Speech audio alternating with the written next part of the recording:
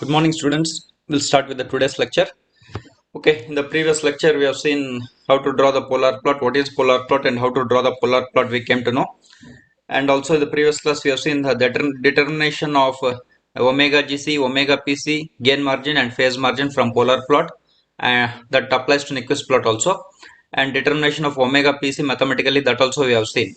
The next stability determination from polar plot we have seen, and why we have shifted our attention from polar plot to Nyquist plot. What are the drawbacks in polar plot, that also we have seen. Next we will be seeing the Nyquist plot analysis, right? Okay, before going for Nyquist plot analysis, I want to tell you something, that is how to determine omega GC, omega PC, and how to get the stability using polar plot. Briefly I will tell you, right? Okay, sigma real axis, j omega imaginary axis. Let me draw the unit circle here. This is -1 plus j0 is the critical point, right? So with this, let me draw the unit circle.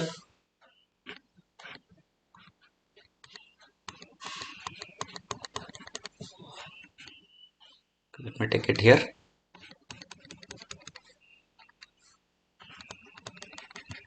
Similarly, let me draw one more diagram.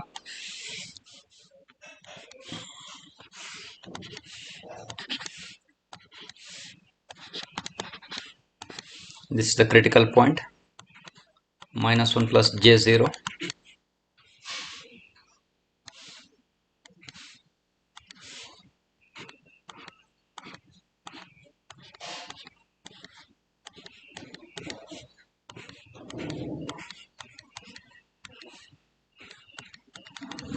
Okay, this is the critical point, -1 plus j0 we have located here.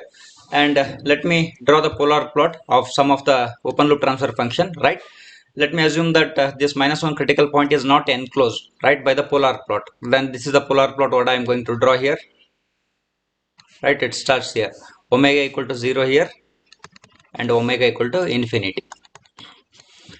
You can observe here it is intersecting the unit circle here, and this point we have called it as P, and where we are getting the gain crossover frequency omega equal to omega GC. And whenever the polar plot, this is 0 degree, -90 degree, -180 degree, and this is -270. Similarly, we will take here 0, -90 degree, -180 degree, and -270 degree. And you can observe here this polar plot is crossing this reference, that is -180 degree reference line, and this point we called it as Q. And here we are determining omega equal to omega PC, phase crossover frequency, right? Okay, here you can observe this polar plot is not enclosing this point -1 plus j0, because this point -1 plus j0 is outside the polar plot. Let me take the scenario where it is enclosing. So let me take one more polar plot here. Let me draw the polar plot here. So this is omega equal to 0, omega equal to infinity. Here you can observe here the polar plot is intersecting this unit circle here. Let me call this as point P. Here we are getting the gain crossover frequency omega equal to omega GC. Then this polar plot is intersecting this -180 degree reference line here. This we call it as Q, and this is omega equal to omega PC. Right? If the polar plot encloses this critical point, then system is unstable. We know it, right? This already we have studied. And here in this case, the polar plot is not enclosing the my critical point -1 plus j0, so given system is stable. This is one way of analyzing whether the critical point is enclosed or not enclosed by the polar plot. Based on that we can get the stability, right? This we have seen in the previous class. And one more thing, the stability conditions also we have seen. You can observe here omega GC is here, omega GC is less than omega PC here. In this case, this is first diagram, and second, in first diagram omega GC is less than omega PC, right? So omega GC is less than omega PC, so gain margin and phase margin are positive, so given system is stable. This we know, right? Then in the second diagram you can observe here omega GC is greater than omega PC, right? So omega GC is greater than omega PC, gain margin and phase margin are negative, so given system is unstable. This we know, right? These conditions we know already. Then we have stability determination. This in the previous class we have seen stability determination from polar plot, right? Okay, how we have done? So first what we have done, we have obtained the magnitude. G of j omega and h of j omega is given. G of s into h of s is given. Replace s by j omega, g of j omega and h of j omega we will get. So get the magnitude equation, get the phase equation, right? And rotation of plot, you will come to know rotation of plot, right? So magnitude equation, phase equation, then rotation of the plot, in which direction it is rotating, right? That we should come to know. Then mathematically we should predict omega pc, determine omega pc mathematically, rationalize it. That we have seen one numerical we have seen in the previous class, right? Determine omega pc mathematically and get, you can observe here in this, the polar plot is intersecting the negative real axis at q point, right? This will give me omega pc, right? So this point should have some coordinates, and this will give me omega equal to omega pc, and this coordinates, let me write it as minus sigma plus j0. Imaginary part is 0, right? So rationalize the given function g of j omega and h of j omega, separate into real parts and imaginary part, equate the imaginary part to 0, so that I will get omega equal to omega pc. Substitute this value of omega pc in real part, so that I will get the coordinates of this point q. So we have done this. And how to calculate gain margin also we have seen, right? Gain margin is equal to 1 by length of, this is origin, length of o to q, right? 1 by length of o to q, magnitude of oq. If you want in decibels, 20 log of this value, right? 20 log of this value you will, right? I hope we have done this numerical in the previous class. I hope you remember. Just I have revised it from the previous class, what all the things we have studied. Next, in the today's class, we will be proceeding with the Nyquist plot analysis, right? Okay, just here it is somewhat tedious or complex to understand, but I will make it easy. Please try to understand, concentrate, right? If any doubts, please ask immediately. So today there will not be numericals, only theoretical concepts are there. Please try to understand, because in the next classes we will be trying to solve the numericals right from next class onwards. Okay, the concept of Nyquist plot, it is based on the polar plot, hence we have studied the polar plot, right? Okay, and we can analyze the stability of any kind of system using the Nyquist plot, right? And the concept is a little bit difficult to understand, the Nyquist plot as compared to the polar plot. So we will divide into following sections. We will study the Nyquist plot step by step. First we will study the pole zero configuration from the Nyquist plot point of view. Second, the concept of encirclement and the number of encirclements, that is enclosement we have seen, right? Whether this point is enclosed or not, this critical point is enclosed by the polar plot or not, that we have seen. So here we call it as encirclement, right? We'll say extend it. Concept of encirclement and number of encirclements. What is analytic function and its singularities we'll see. Mapping theorem or principle of argument, and finally we will see the Nyquist stability criterion relating all these previous concepts what we have studied, right? We'll be studying one by one. Right, we'll study one by one. First we'll take up pole zero configuration from Nyquist plot point of view. Okay, first we will take up this pole zero configuration from Nyquist plot point of view. From Nyquist plot point of view. Okay, if I consider any open loop transfer function or closed loop transfer function, we have poles and zeros, right? First we'll see the open loop transfer function g of s into h of s. This we call it as open loop transfer function, right? And this g of s into h of s can be anything, right? So it consists of the rational function numerator divided by denominator. It consists of the rational function numerator divided by denominator. Numerator polynomial and denominator polynomial, which are functions of s only, right? So the numerator polynomial will give me what? The open loop zeros. Open loop zeros. And the denominator polynomial will give me the closed loop zeros. Please try to understand what I am telling. Closed loop zeros. I hope you came to know this. This numerator will give me open loop zeros and open loop zeros only. Open loop poles. If I am making mistake, don't keep quiet. Open loop poles. Numerator will give me zeros, denominator will give me poles. Here we call it as open loop zeros and open loop poles, right? Okay. I hope you are clear with the terminologies what I am using. The next, coming to the closed loop transfer function, it is the ratio of output to the input in the Laplace domain, right? Assuming initial conditions to be 0. C of s by R of s is equal to G of s divided by 1 plus G of s into H of s, right?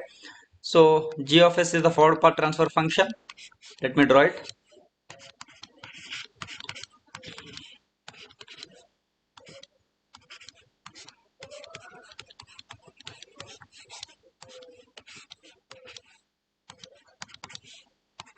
R of s is input, C of s is output. So if I want ratio of output C of s by R of s, g divided by 1 plus g. This we know. This we call it as closed loop transfer function, right? This is closed loop transfer function. And the numerator will give me the closed loop zeros. Numerator will give me the closed loop zeros. And the denominator, we also call it as characteristic equation, 1 plus g of s into h of s. The denominator we call it as characteristic equation, and the roots of the characteristic equation we call it as closed loop poles. Closed loop poles. I hope you understood the difference between open loop transfer function and closed loop transfer function, right? With this understanding, we will proceed and we will try to analyze in detail next, right? Okay, we'll take up this denominator 1 plus g of s into h of s. The function, we'll call it as a function, right? So before that, let me take one example to make you understand. So g of s into h of s, let me take this as 10 divided by s into s plus 2. This is open loop transfer function, right? Open loop transfer function. And open loop poles, observe the denominator. Open loop poles are s equal to 0 and minus 2. These are open loop poles, and open loop zeros are absent here, right? Then next let me take the denominator polynomial 1 plus some function 1 plus g of s into h of s. We call it as characteristic equation, but let me define it as a new function. Let me call that function as f of s. It is equal to 1 plus g of s into h of s, right? If I solve 1 plus g of s into h of s, I will get some numerator and denominator polynomial, right? So 1 plus, what is g of s into h of s? 10 divided by s into s plus 2 equal to 0. So let me go to the next slide. I have written there 1 plus g of s into h of s, do it. So I'll be getting numerator as well as denominator, right? So now please try to understand. These three statements are very important here. I will make you understand here. Before that, this is the open loop transfer function, g of s into h of s, open loop transfer function. And we will define the new function, that is f of s. That, let me call it as this characteristic. Now I will not be calling it as characteristic equation. 1 plus g of s into h of s is new function f of s, right? I will define it like that.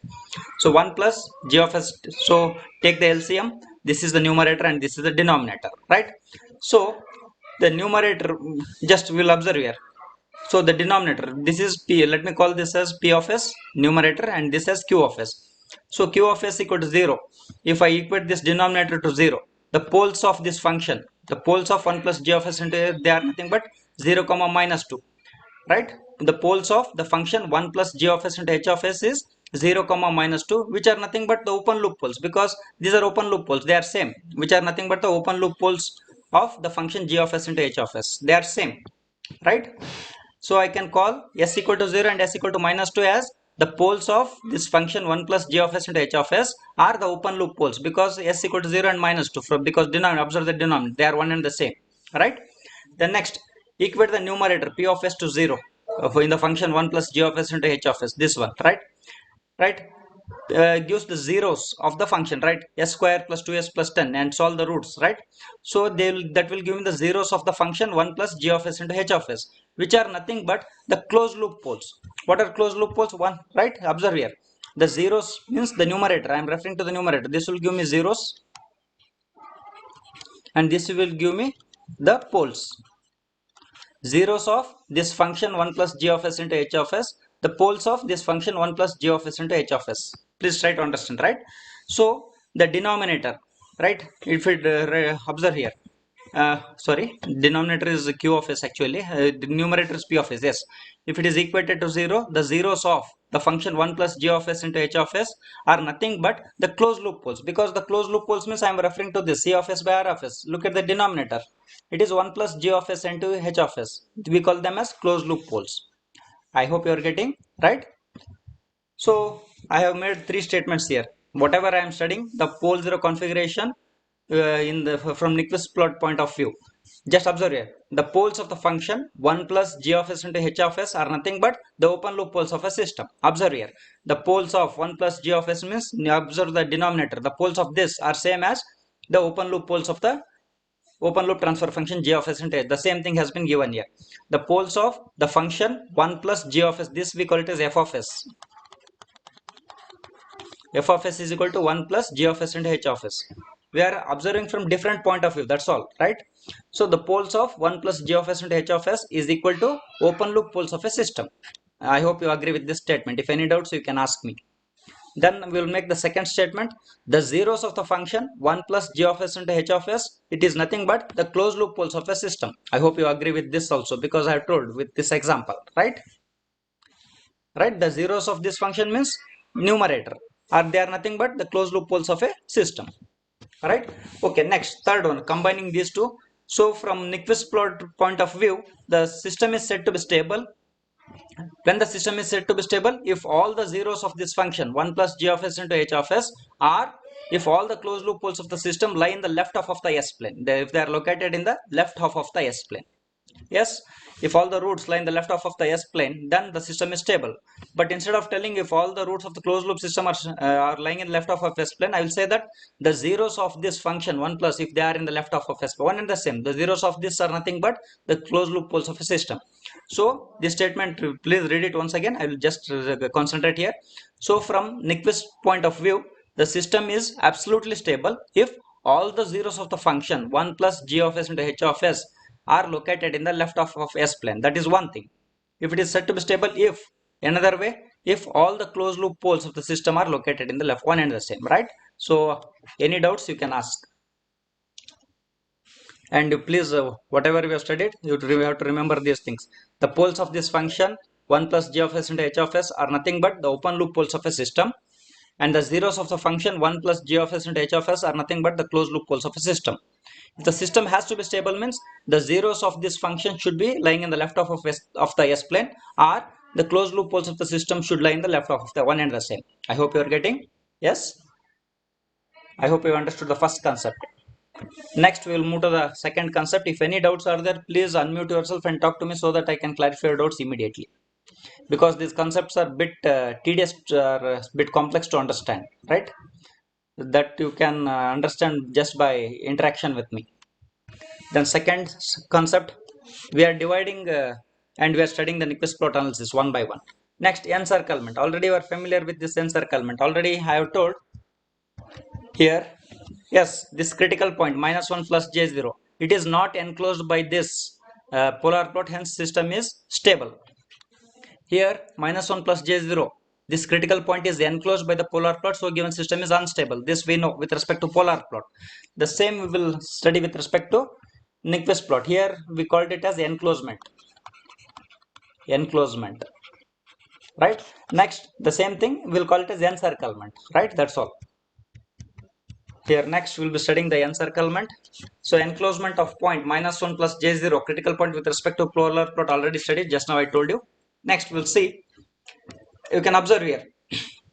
Let me take the point O or point A, and if I observe, this is the path tau of s in the s plane. This is sigma j omega, and this is the s plane. And tau of s is the closed path. Tau of s is the closed path.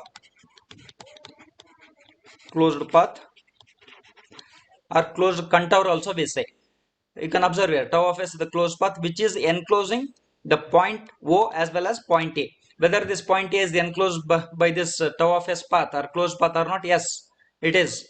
And similarly, if I check whether this point O is enclosed by this closed path or not, for that there is one method, whether this point is enclosed or not, that we will see how, right? Now by looking at this, we come to know that the point A is also enclosed by the path tau of s, and point O is also enclosed by the path tau of s, right? We came to know just by observing. There is another way, whether they are enclosed or not, we'll see that. How, I will tell you. A point is said to be encircled by a closed path if it is found to lie inside that path, closed path. Yes, these 2 points are lying inside this closed path. Hence, I will say that these points are encircled, right? Number of encirclements of the point A and O. How many times they are encircled, we'll see how to find out. I'll tell you. Observe here. Let me try to find out whether this point A is enclosed or not. From this point A, you can draw the line that is intersecting this path. and point outside the path. Let me take one point outside the path. You can take the point A, point here, here, anywhere you can take. So let me take the point here. So let me draw the line. Right, the point outside is here, and it is intersecting here. Right, and let me observe the direction. At this point, the direction, it is moving like this in anti-clockwise direction. The path is in anti-clockwise direction. So number of encirclements of point A, n. So at this point, it is going like this. So let me mark it outside. So how many times? Only one time it is passing like this. So n is number of encirclements. It is in which direction? Anti-clockwise direction. So anti-clockwise directions, we take it as positive, and clockwise directions as negative. So and it is encircled only once. So 1, right? But it is in which direction? It is anti-clockwise. So we will take it as plus. So the point A is enclosed only once in the anti-clockwise direction, and we will take the notation: anti-clockwise encirclements are treated as positive and clockwise encirclements are treated as negative. I hope you are getting this right. Similarly, you can take point O, whether this is encircled and how many times we will see, right? So let me take the point outside this closed path. Let me take this point here. You can take here also, no, anywhere, but choose it appropriately. There should not be any confusion. Here in this diagram, there is no confusion, but later on we'll see some other diagrams there, whether the point is enclosed or not, we will be in a confusion state, right? That we'll see. So join this from this point O, whether this is enclosed or not, we'll see. Right, at this point, observe the direction. It is in this direction. So let me draw this direction outside here. So it is in this direction. So how many times it is encircled? One time. In which direction? Anti-clockwise means plus. So the point O is encircled once in anti-clockwise direction. This is how we have to find out. So anti-clockwise encirclements are treated as positive and clockwise encirclements are treated as negative. So we'll proceed further and we'll take all these diagrams: figure 2, figure 3, figure 4. Okay, we'll take this figure 3. Okay, they have not shown this arrow mark. Okay, this already I told point A or how to calculate this in the previous diagram itself. I have shown, no problem with this. So point OA and O are enclosed by this tau of S closed path. This is the closed path, right? This we have seen. And how to find out this? This also I told over in the previous step only. I told here. This here only I told, right? Next, let me take this figure 3 and let me take this point A. Okay, whether this point A is enclosed or not, I want to find out. And if it is enclosed, how many times it has been encircled, whether twice or thrice or 4 times it has been enclosed by the closed path, that we have to find out, right? So take the point outside. Let me take the point here, and you can take point here also, no problem. But there should not be any confusion while choosing the uh, uh, point outside the contour or closed path. If I choose the point here, if you draw it like this, there will be confusion. So I'll not choose the point here. I'll avoid this, because if I draw here like this, whether how many times it is encircled, I will be in a confusion. So don't choose the points which are confusing for you people. You can take point here, no problem. You can take point here and join it like this, no problem. So right, so they have taken point here. From this point A, join this point here like this, and it is intersecting here. And observe the direction, it is in this direction. So this is once. So it is intersecting this closed path here also. So for the corresponding to which, draw one small arrow mark here, at this one. So it is also in this direction only. In this direction only. You can observe. So how many times it is encircled? 1 and 2. So observe here, whether it is in which direction, clockwise or anti-clockwise. Clockwise means from this it is -1. This is clockwise, so -1. So -1 plus of -1. So it is -2. So this point A is encircled twice in clockwise direction. Right? I hope you understood. Right? Okay. Let me take the fourth diagram. Right? So point A, how many times it has enclosed, that I want to find out. So take the point in order to find out whether this point A is enclosed or not. So take the point outside. You can take it here, you can take the point here, but don't take the point here and try to join it like this. This is confusion. Try to avoid such points. So you can take point here, anywhere. So let me take point here. So draw this line.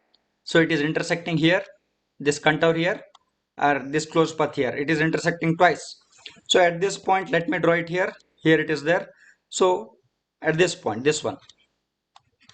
Next, at this point, this one is shown here, right? This one, right? Second one. Observe the direction. Second in first intersection, it is clockwise. Second intersection, it is anti-clockwise. So from this, the number of encirclement, how I will be getting? It is 1. So since anti-clockwise encirclements are taken positive, so from this I am getting plus 1. From this, it is 1, but it is clockwise, so it is negative. So plus 1 minus 1. So a number of encirclements then is 0, right? I hope you are getting. So, but this point appears to be enclosed, but this is not enclosed by this closed path. So this is the path, how it is enclosed. But the point A is not enclosed by this closed path tau of S. The number of encirclements is 0 in this case. I hope you came to know the encirclement, how to find out encirclement. Don't take this point and try to join it and find out.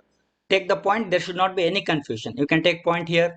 Let me take point here also. Let me take some point here also and check it. I'll show you. I'll take some other color. Okay, let me join it from point A. Okay, let me take point here. Okay. Okay, it is intersecting here. So direction is here. Let me draw it here. Okay. Corresponding to this, I have drawn here. And let me take another point here. Corresponding to this, the direction is here, like this, right? So let me take it here. You can observe here, this is anti-clockwise plus 1. This is clockwise minus 1. So number of encirclements, this plus this. So it is minus 1 plus 1. It is 0. I hope you are getting. Don't take point here. Right? You can take point here or here, anywhere. There should not be any confusion. So you came to know how to find out the number of encirclements of a point by the contour, by the closed path. Is there any doubts? You can ask. Next, we'll go to the third concept. See here, we have started our discussion. So pole zero configuration, this is over from Nyquist plot point of view. Second, this is concept of encirclement and number of encirclements n, that is over. Third, we will be studying analytic function and its singularities. So totally 5 subdivisions are there. We are studying one by one. Next, we'll be studying analytic function and its singularities. So next, we'll be studying the analytic function and its what is singularities. So there are two types of function: analytic function and non-analytic function. Right? What is analytic function and non-analytic function? So another name for non-analytic function is singularity of the function. Non-analytic function is also called as the function is singular or singularity of the function, we call it as. So what is analytic function and what is non-analytic function and what are the singularities of the function, we'll see, right? Okay, fine. One by one, we should understand all these terminologies: analytic function, non-analytic function, and singularities of the function. These terminologies you should be very clear, right? Okay, first we'll define the analytic function. A mathematical function is said to be analytic at a point in a plane if its value and its derivative has finite existence at that point. For example, let me take this example. F of s is equal to 25 divided by s into s plus 1. Whether this function is analytic or not, we have to see. So f of s is equal to 25 divided by s into s plus 1. Okay, well, let me read once again. What is analytic function? A mathematical function is said to be analytic at a point in a plane if its value and its derivative has finite existence at this point. Okay, if I take s equal to 0, so let me take poles. These are what are the poles here for this function? S equal to 0 and minus 1. Right, s equal to 0. If I substitute s equal to 0, anything divided by 0 will be infinite. So if I take s equal to minus 1, substitute here, it will be once again infinite. So we should not take these 2 points, s equal to 0 and minus 1. Other than, you can take the values other than 0 and minus 1 and substitute here. It will be always finite, right? There will be, you should get the function as finite because it should be finite. There should be finite existence of that point. So leaving this point s equal to 0 and minus 1, this function is said to be analytic function, right? If I substitute s equal to 0, if I take these points s equal to 0 and minus 1, it will become infinite. So the function should not become infinite. It should be always finite. There should be existence. If I take the derivative of this function, take the derivative and substitute the values, those points should give me the finite value. Then I will call such a function as analytic function. I hope you are getting. Then what is non-analytic function, right? The function is said to be non-analytic for these values s equal to 0 and minus 1, if I substitute, the function will become infinite. Such functions we call it as non-analytic functions. I hope you understood, right? Analytic function and non-analytic function. The same thing, non-analytic, I have written here. If at a point in a plane the value of function or its derivative is infinite, the function is said to be non-analytic. The same with this example, I told both analytic as well as non-analytic. Okay, fine. And we call the non-analytic function as singularity of the function also. And what are singularities of the function? You can observe here, for this function f of s, s equal to 0 and s equal to minus 1, these we call it as the singularities. Because why we call it the singularities means, if I substitute these values s equal to 0 and minus 1, the function will be non-analytic. Hence we call these points as singularities of the function. These singularity points are singularities of the function. The poles, here one statement I can make, the poles of the function are its singularities. The poles of the function are its singularities, because it will make this function non-analytic for the poles s equal to 0 and minus 1. Right? I hope you understood the difference between analytic function, non-analytic function, and what are singularities of the function. If any doubts, please ask so that I can clarify once again. Is it fine? Analytic function means the function and its derivative should be finite for all the values of s. For all the values, so if it is function f of s, right, then the function is said to be non-analytic, right, for some of the points. If the function is found to be, if the function and its derivative is found to be infinite, then such function we call it as a non-analytic or singularity of the function, and such points we call it as singularities of the function. I hope you understood. Yes. Then okay, we came to know what is analytic function and singularities, and one more terminology we'll try to understand: single valued function. What is single valued function? Yes, we will define it.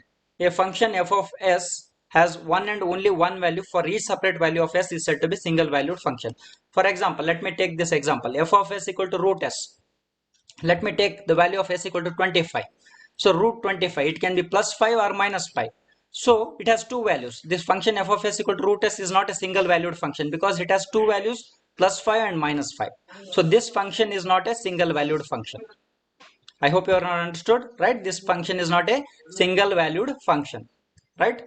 So let me take f of s is equal to s plus 1, right? If I take value of s is equal to 2, so what it will be f of s? It is 2 plus 1, 3. So this is single valued function. If it is, right, it is single valued function. But here, if I take this function, this is single valued function. Let me write it. This one, single valued function.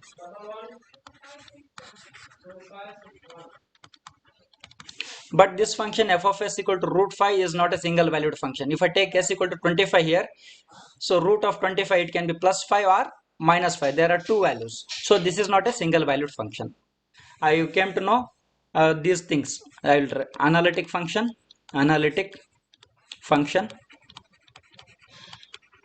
then non-analytic function or not analytic or non-analytic function, then singularities, all these things, and single valued function. All these things are clear. Analytic function, non-analytic function, singularities, single valued function. Analytic function, the function and its derivative are finite for the given points. Non-analytic function, the function and its derivative are infinite for the given values of the points. Singularities, if the function becomes infinite, then those points we call it as singularities of that particular function. And single valued function, just now I made you understood, right? We will move to the next concept. Mapping theorem. Please try to understand all these things carefully here, because these are the very basis for Nyquist plot. Try in understanding the Nyquist plot, right? So first we'll study what is mapping theorem. This mapping theorem is also called as, another name is principle of argument, right? There are two names. I can say simply mapping theorem or principle of argument, right? So we'll be studying what is mapping theorem. The mapping theorem states that, let us consider one function f of s. This function f of s is single valued function. What is single valued function? You know already. We'll choose the function f of s which is single valued, which is analytic at all the points in the s plane. except some finite number of points, right? So we will choose one function f of s which is single valued as well as analytic. What is single valued and analytic? You know it, right? And this function p of s, it has both numerator as well as it can be expressed in the rational form, numerator polynomial divided by denominator polynomial. So the numerator polynomial will give me the zeros, the denominator polynomial will give me the poles, right? You know this. So let me take the notation p and z be the number of poles and zeros of the function f of s. P for number of poles of the function f of s, which is given by the denominator, and z is nothing but the number of zeros of the function f of s, which is given by the numerator, right? Okay, we will take the notation p and z be the number of poles and zeros of the function f of s, which are encircled by tau of s path. Yes, let me make you understand. So right now you understand this much. Tau of s is closed path, already I told, right? Tau of s is closed path. Let me go to the next slide. There is a diagram, I will explain it. Try to understand what is p and what is z.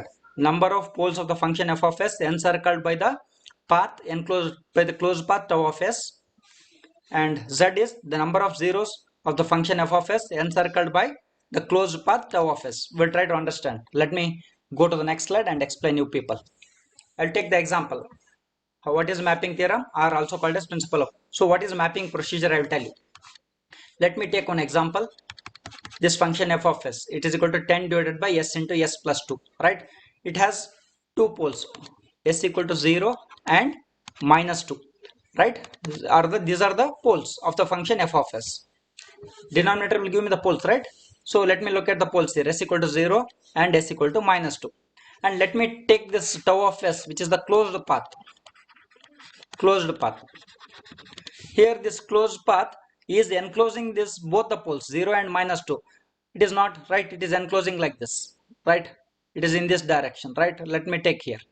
Let me assume the direction. It is in anti-clockwise. So it is not mandatory that it should be circle only. It can be any amoeba shape, but it should enclose these poles, right? It can enclose one pole or two pole or zeros, it depends. But here this contour or closed part of s is enclosing both the poles 0 and minus 2, right? So you can choose the closed path in such a way that it is not mandatory that it should be circle. It can be any amoeba shape here, like this, whatever they have taken, right? Okay, we will take one by one. So this contour is in such a way that it is analytic at all the points. Analytic means, you know, it should give the some finite value. Analytic, I'll tell you why it is analytic. This closed path. Let me take one point here.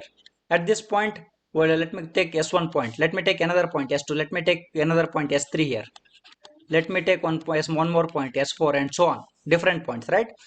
So let me take this point s1 where the value is s1 equal to plus 2. Then let me take another point s2 where the value here is plus j2, right? So we'll substitute these values in the function. S1 equal to plus 2, substitute here. S1 equal to plus 2, substitute s equal to plus 2 here. So I'll be getting the function f of s as 1.25. Substitute s equal to plus 2 here. 2 here, 2 here, plus 2, and divide it. So 10 by 10 in, so substitute s equal to 2 into 2 plus 2, 5 by 4. So I am getting 1.25. Let me call it as s1 dash. I hope you are getting. So you can observe the function f of s, after substituting s equal to plus 2, we are getting some finite value, right?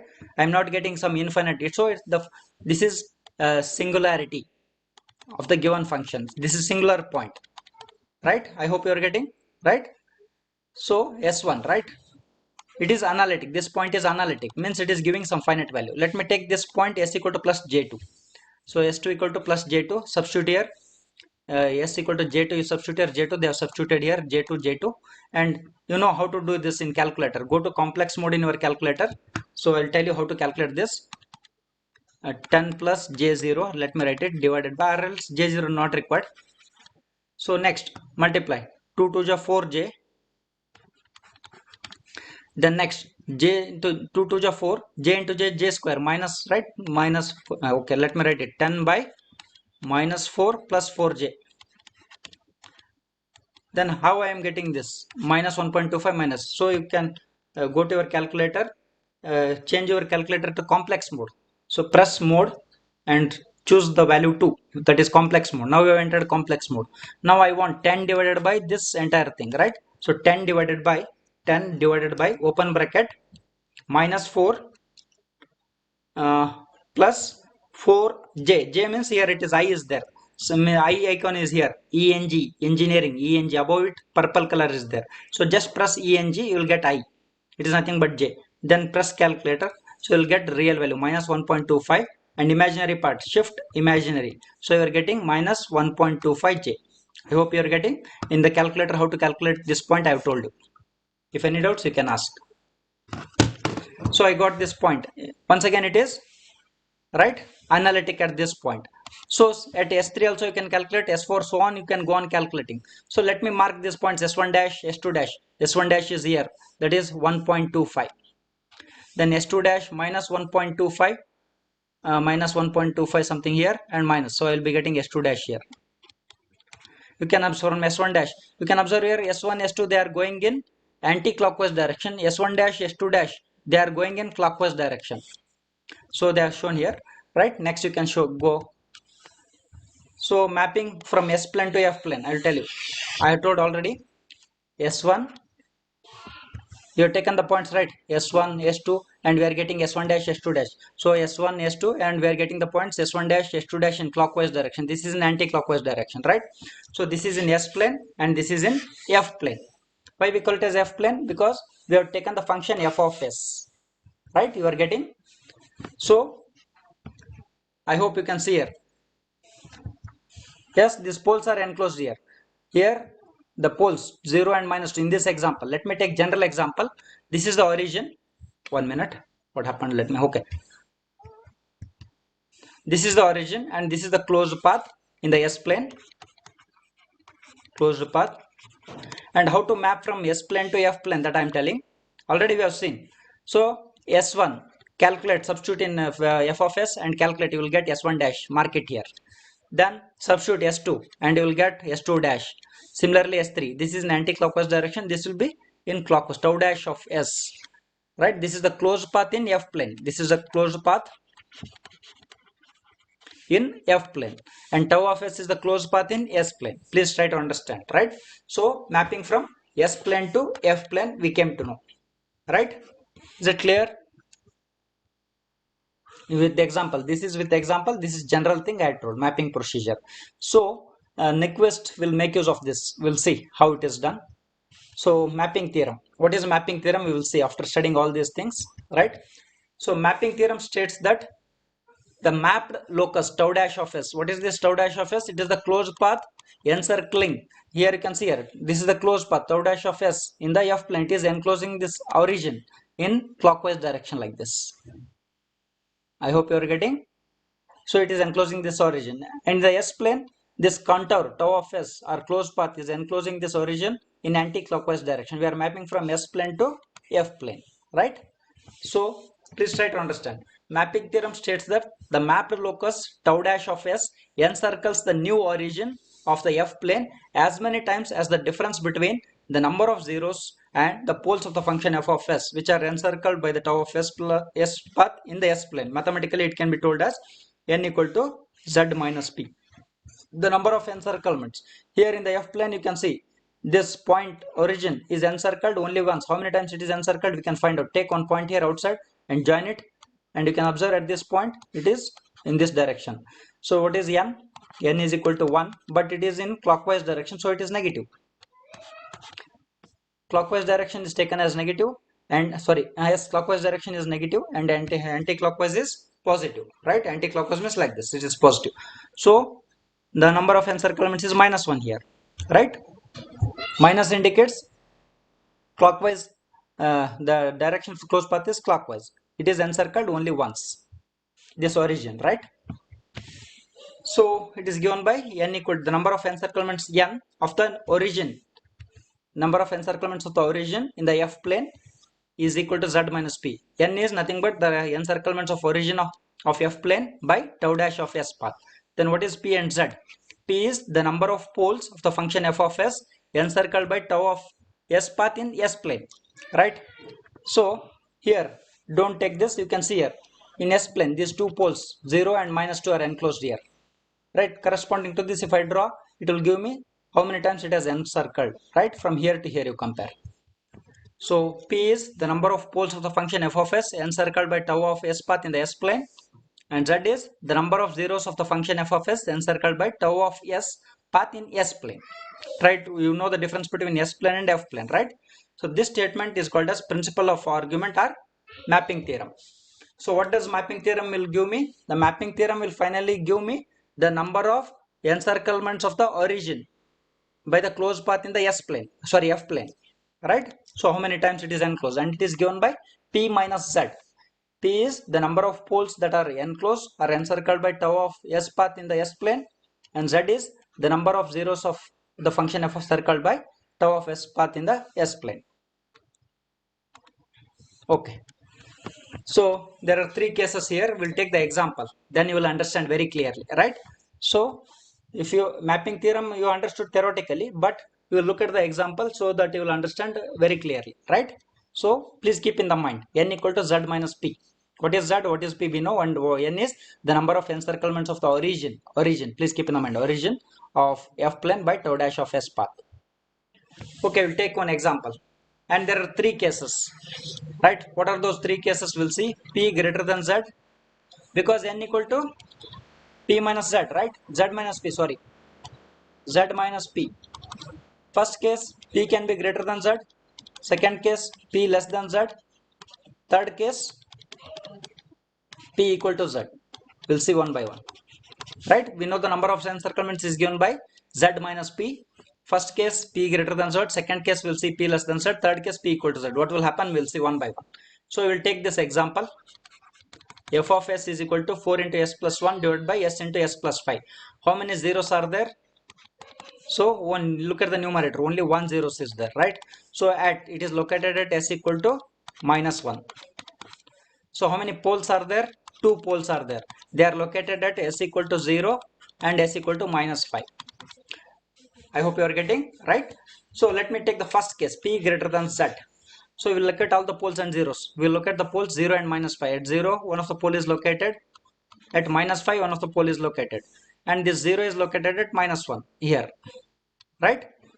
Okay, we'll take the first case, p greater than z. So how many poles are there? Two poles are there. How many zeros are there? Only one zero is there. Let me take this closed path in the s plane. Closed path, this is in the s plane, right? S plane. So this is the closed path which is enclosing only one pole. It is not enclosing this pole located at minus 5 and 0. It is enclosing only one pole. So this contour is enclosing only one pole. Let me take, this is the direction, right? Let me take this direction. It is enclosing in this direction. So let me observe what is p. We'll calculate what is p and z. See, observe here. Don't take this value of p and z here, because the number of poles and zeros enclosed by this closed path in the s plane you have to take. So observe here, p equal to 1, because this only one pole is enclosed by this tau of, so p is 1. Is there any zero enclosed? No. So z is 0. So p equal to, so now the case is p greater than z, right? I hope you are getting. Then n will give me the number of encirclements. So z minus p. So 0 minus 1, 0 minus 1. So minus 1 means this will give me the number of encirclements of the origin in the f plane. So this is f plane, right? So this is the origin here. So it has to encircle once. In which direction? Clockwise is positive. Sorry, anti-clockwise is positive, clockwise is negative. So clockwise, it is enclosing this origin in clockwise direction. You can observe here. It is not mandatory that it should be circle. It can be amoeba shape, anything. But it should be in clockwise direction. I hope you are getting. We found that the number of encirclements of the origin in the f plane is, it is once in clockwise direction. So n equal to z minus. I hope you are getting this. Next we'll see the second case. P greater than z is over. Next we'll take up p less than z.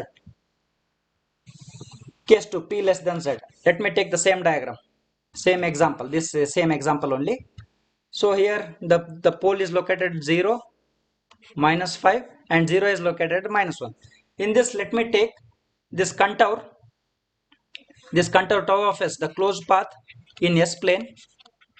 Closed path in s plane is enclosing only 0. Let me assume it is enclosing like this, right? This contour or closed path is enclosing 0, but it is not enclosing this pole or this pole, right? The poles are outside this contour or closed path. So what is the value of p and z? Because none of the poles are enclosed by this closed path, so p is 0.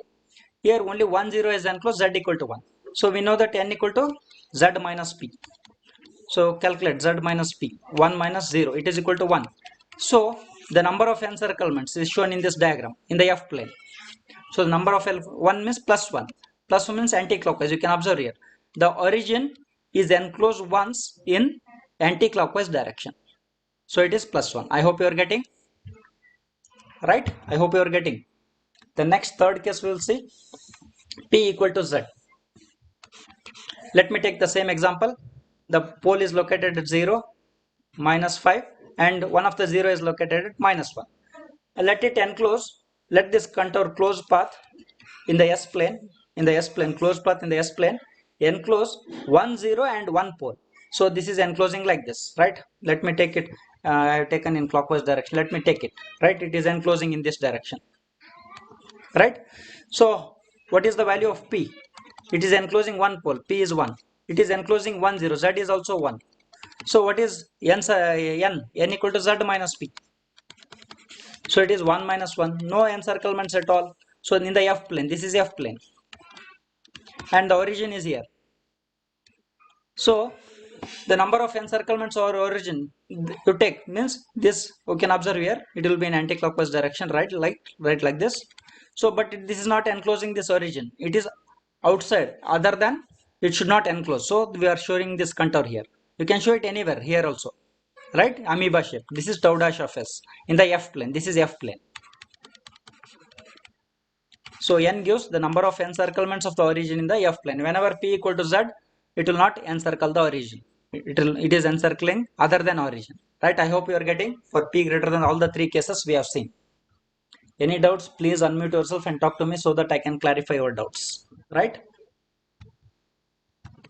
Okay, next, what is Nyquist stability criterion? We'll try to understand. This is the last thing we are going to study. We have studied these 4 things. Okay, let me go back. What we have studied, let me recall. So pole 0 configuration we have seen. Let me change the ink color. Pole 0 configuration we have seen. Concept of encirclement, analytic function, and what is non-analytic function, singularities, single valued function, mapping theorem, or principle of argument. Next, last thing is Nyquist stability criterion. For this, we should be knowing all these things, right? So Nyquist stability criterion.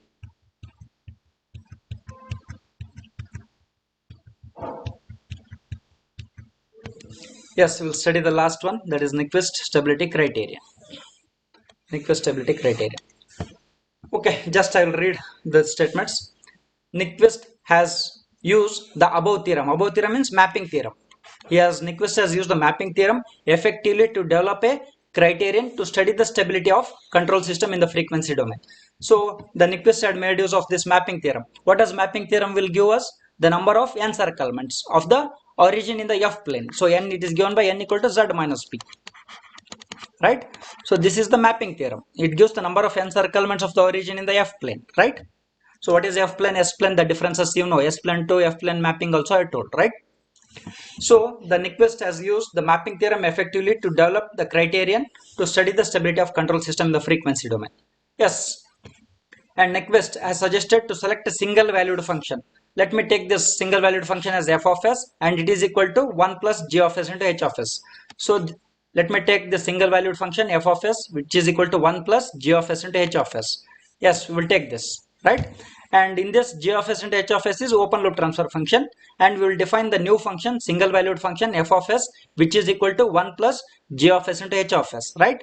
And these two statements already we know. Pole 0 configuration from Nyquist plot point of view.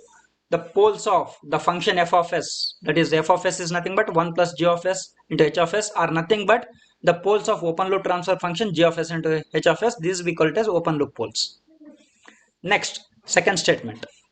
The zeros of the function f of s are the zeros of 1 plus g of s into h of s are nothing but the closed loop poles of the system. These two things you know already. So this should be very clear, right? Already I told with example also. Once again, if you want, you can go back and check it there, right? Right? Okay, next, for stability. For stability, what should be the condition? Let me take the point. For stability, all the zeros of the function 1 plus g of s and h of s must be in the left half of S plane. right? And none of the zeros should be in the right of the S plane for stability. For stability, this is the condition.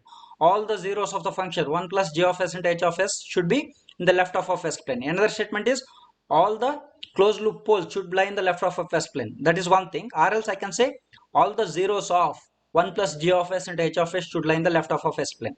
Then only I will say that system is stable, right?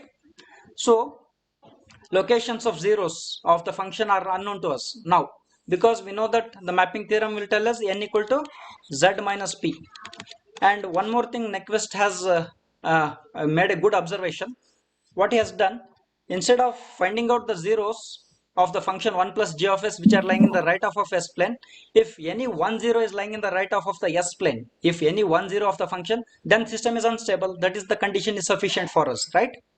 Instead of finding all the zeros which are located in the left of S plane, whether they are located or not, let me try to prove whether any one zero of the function 1 plus g of s into h of s is located in right of S plane, right? That is the good observation made by the Nyquist, right? Okay, I will go to the next slide and I will explain you the things. Okay, for that, what Nyquist has done, he has developed one stability criterion that we call it as Nyquist stability criterion, right? So we know the mapping theorem, n equal to z minus p. This will give the number of encirclements in the of the origin by the f plane, in the f plane, right? What Nyquist has observed, if any, let me choose the entire right of S plane. So sigma j omega, entire right of S plane means, let me choose this color. So entire right of S plane, this one, right? So this is right half of S plane. If any one of the zeros of the function 1 plus g of s into h of s lies in the right of it, then system is unstable. That is the concept here, right? Instead of finding whether all the zeros are of the function 1 plus g of s into h of s in the left of S plane, let us try to prove if any one of the zero is in the right of, if none of the zeros are in the right of, then system is stable. That was the viewpoint of the Nyquist, right? So this is very important to understand. So what he has done, so we have to select the closed path in such a way that select closed path tau of s, tau tau of sorry tau of s in S plane, right? So it's so that this closed path should cover entire right of S plane. So for that, Nyquist, what he has done beautifully, has thought, you can observe here, he has taken s equal to plus j infinity. It goes on plus j infinity, then from plus j infinity just come to minus j infinity. This goes on till minus infinity, and from plus j infinity s equal to plus j infinity, s equal to minus j infinity. From this from minus j infinity, you take the semicircle of radius infinity, because it has to cover entire right of S plane, right? Entire right of S plane. So take the radius as infinite and draw the point from minus j infinity to plus j, right? This path, this is the closed path. Observe the closed path. It is starting from plus j infinity, moving towards minus j infinity. From minus j infinity, it is joining to plus j infinity through this infinite circle, semicircle. Radius is infinite. I hope you are getting. So this contour, this is tau of s in the S plane, closed path. It is covering the entire right of S plane, right? And tau of s, here we call it as Nyquist path. So this is the Nyquist path, right? This Nyquist path is covering entire right of S plane. What is the intention behind covering this entire right of S plane? Means any one of the zero of the function f of s, that is equal to 1 plus g of s to h of s,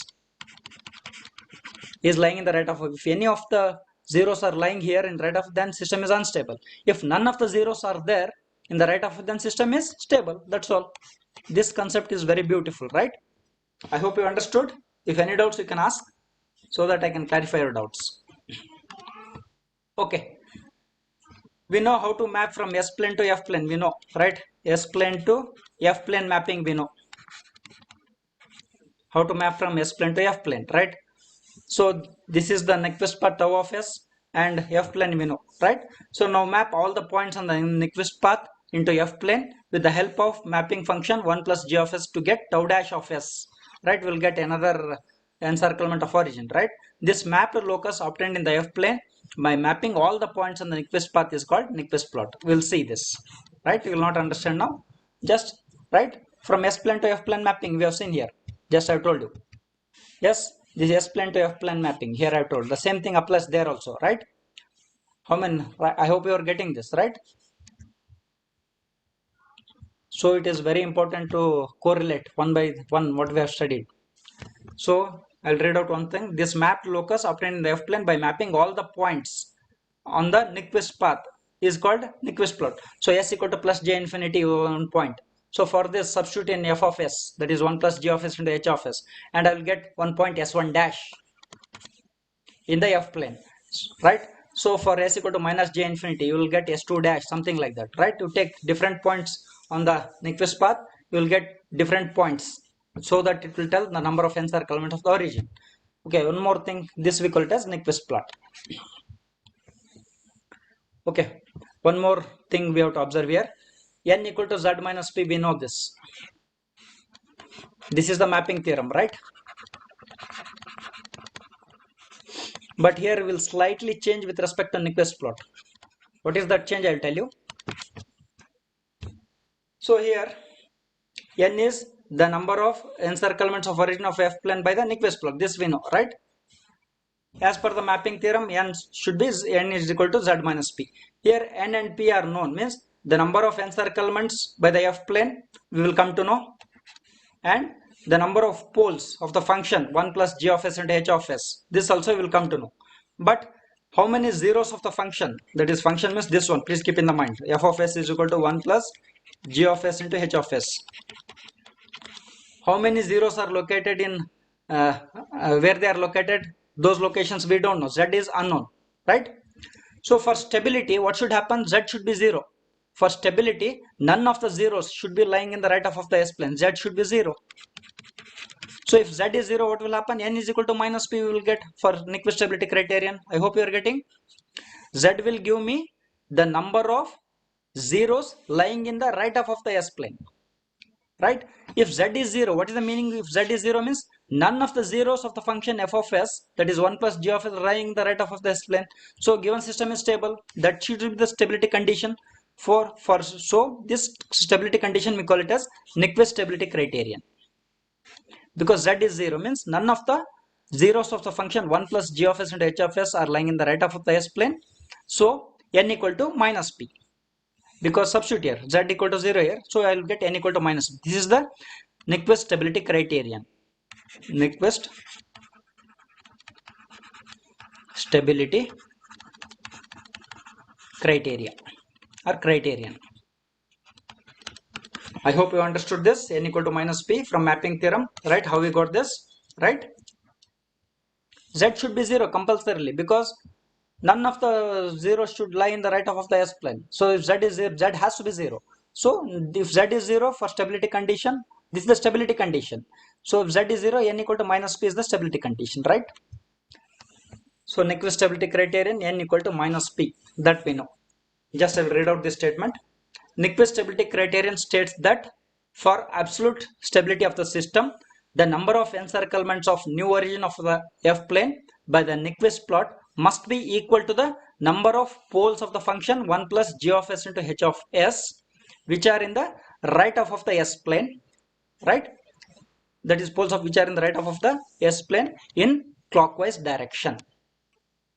Okay, these poles may be in the right of, we are not worried, right, in the S plane, but finally the number of encirclements in the F plane, that matters a lot. So they have told the same thing. Just try to correlate what is N, what is P, and what is this minus sign. This minus sign indicates so anti-clockwise circle, anti-clockwise, let me write it here, anti-clockwise, clockwise. These are encirclements of origin. Encirclement, if the encirclement of origin, if it is anti-clockwise, we take it as, if it is anti-clockwise, we take it as positive. If it is clockwise, we take it as negative. Please keep in the mind. This we know already, right? The same thing has been told. Nyquist stability criterion, N equal to minus P, states that for the system to be stable, the number of encirclements N of the new origin of the F plane by Nyquist plot must be equal to the poles of the function 1 plus g of s into h of s, which are in the right of the S plane and in the clockwise direction, it has to be enclosed because it is negative, right? So it should be in the clockwise direction. So you will not understand right now. So after taking one of the problem, you will understand, right? So this is the last slide of the today's topic. Okay. And one more thing, n equal to minus, this is not sufficient, right?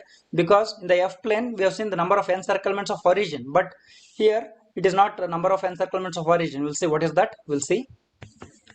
So next we'll continue. Just I'll read out these things because they are very tedious to understand. So just I will make you understand. Now for ease of mapping Nyquist path from S plane to F plane, we have to map S plane to F plane, right? Instead of considering mapping function as 1 plus g of s, it is considered as g of s. We have considered the function all the time. F of s is equal to 1 plus g of s into h of s, right? And we got the stability condition as n equal to minus p for this. Now we will not consider this function f of s as 1 plus, just we will consider only g of s into h of s. Then n equal to minus p, the stability condition remains same, but here in this what will happen, it is the number of encirclements of the origin in the F plane. Here it is number of encirclements of the critical point minus 1 plus j0, because 1 plus, just equate this, 1 plus g of s into h of s equal to 0, g of s into h of s equal to minus 1. This we know, g of s into h of s is equal to minus 1 plus j0. I will write this, we call it as critical point. Instead of enclosing the origin, it will enclose the critical point. Just the n equal to minus p, stability condition remains the same. But instead of taking this function f of s that is equal to 1 plus, we will take just the open loop transfer function g of s into h of s. The stability condition remains the same. But here this n stands for the number of encirclements of the critical point minus 1 plus j0 in the F plane. That's all. Okay. Just the same thing has been told here. So due to stability criteria is n equal to minus p, and p is the number of poles of the open loop transfer function g of s into h of s in right half of S plane, and n, what is n? You just observe here, I have told the same thing here. The number of encirclements of a critical point minus 1 plus j0 of F plane by Nyquist plot instead of the number of encirclements of an origin. What I have told is right, yes? So in all the problems whatever we solve later, n is the number of encirclements of the critical point, not the origin, and not the encirclements of origin. Please keep in the mind, as mapping function used is g of s into h of s and not the function 1 plus g of s into h of s. I hope you are getting. This is the stability condition, but number of encirclements of the critical point. So I'll stop the lecture here. We'll see the next numericals in the next class. Some more theoretical part is there that I will be covering, that theoretical part.